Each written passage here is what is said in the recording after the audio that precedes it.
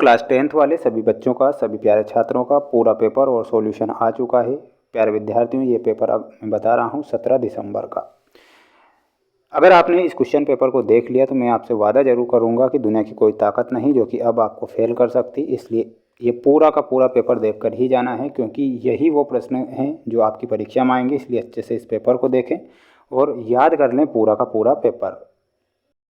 देखिएगा प्यारे विद्यार्थियों, पहला ही प्रश्न आपकी परीक्षा में आपको देखने को मिलेगा। ध्यान से देखिएगा कि शुद्ध जल का पीएच मान कितना होता है। प्यारे विद्यार्थियों, शुद्ध जल का जो पीएच मान होता है वो 7 होता है। तो इसमें आपको 7 करेक्ट उत्तर करके आना है सभी छात्रों को। अगला प्रश्न पूछा जाएगा, प्रतिवर्ती क्रियाओं का समन्वय एवं नियंत्रण करती है, तो वो करती है मेरुरज्जु। तो इसमें हमारा मेरुरज्जु सही होगा।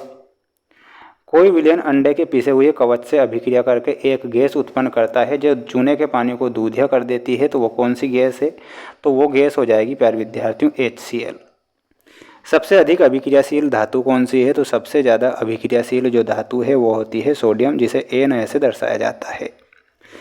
स्क्रीनशॉट लेते चलना है और इन प्रश्नों को याद जरूर करना है, क्योंकि ये प्रश्न आपकी परीक्षा में आएंगे। फेफड़े कहाँ पर स्थित होते हैं? तो प्यारे विद्यार्थियों, इसमें लिखना है अग्नाशय के नीचे।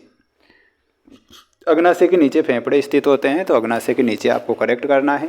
जितने भी बच्चे इस वीडियो को देख रहे हैं तो सभी बच्चे चैनल को ज़रूर सब्सक्राइब करके रखिएगा। सभी बच्चों का रिज़ल्ट आपका इसी चैनल पर देखने को मिलेगा और लाइव में आपका रिज़ल्ट भी बताऊंगा, इसलिए आपको चैनल को सब्सक्राइब करके रखना है।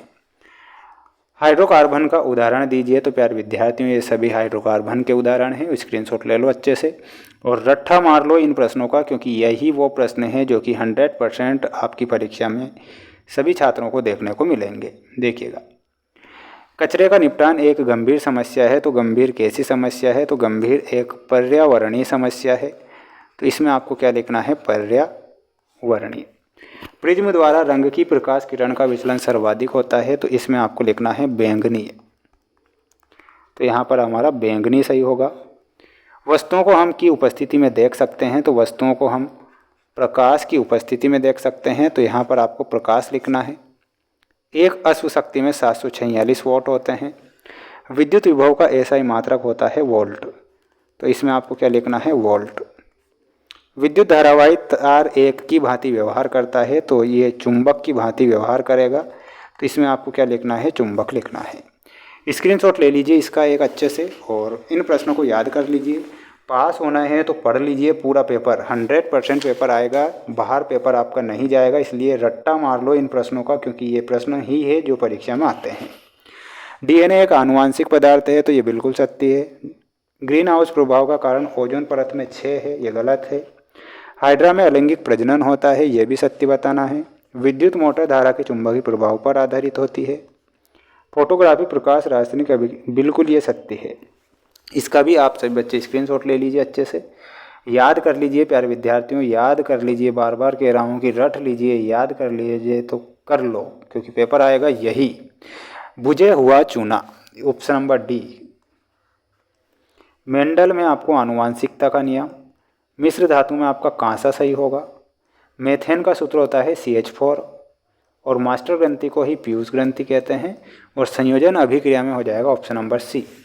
ठीक है, अब बढ़ेंगे अगले प्रश्न की ओर। स्क्रीनशॉट ले लेना है, भूल मत जाना, स्क्रीनशॉट लेना। ठीक है, और याद कर लेना है प्रश्नों को। अगर आपको वाकई पास होना है ना तो याद करके ही जाइएगा पेपर। आंखों के रंगीन भाग को क्या कहते हैं? तो आंखों का रंगीन जो भाग होता है उसे क्या कहा जाएगा? उसे कहा जाएगा परितारिका। वायु की अनुपस्थिति में होने वाले श्वसन को क्या कहते हैं? तो उसे कहा जाएगा अवायवीय श्वसन। क्या कहा जाएगा? तो यहाँ पर आपको क्या लिखना है? अवायवीय श्वसन। परिपथ में विद्युत धारा का मापन किस यंत्र से किया जाता है? तो प्यारे विद्यार्थियों, अमीटर के द्वारा किया जाता है। तो तीसरे में आपको लिखना है अमीटर। दो तंत्रिका कोशिका के मध्य खाली स्थान को क्या कहते हैं? तो उसे सिनेप्स कहा जाएगा।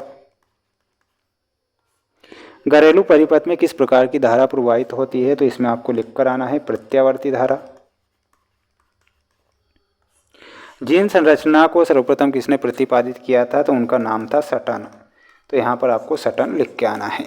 स्क्रीनशॉट ले लो सभी बच्चे और अच्छे से याद इन्हें कर लीजिए, अच्छे से पढ़ लीजिए, रट लीजिए। पेपर आपका बाहर नहीं जाएगा, ये मोस्ट इम्पोर्टेंट पेपर मैंने आपको बताया है।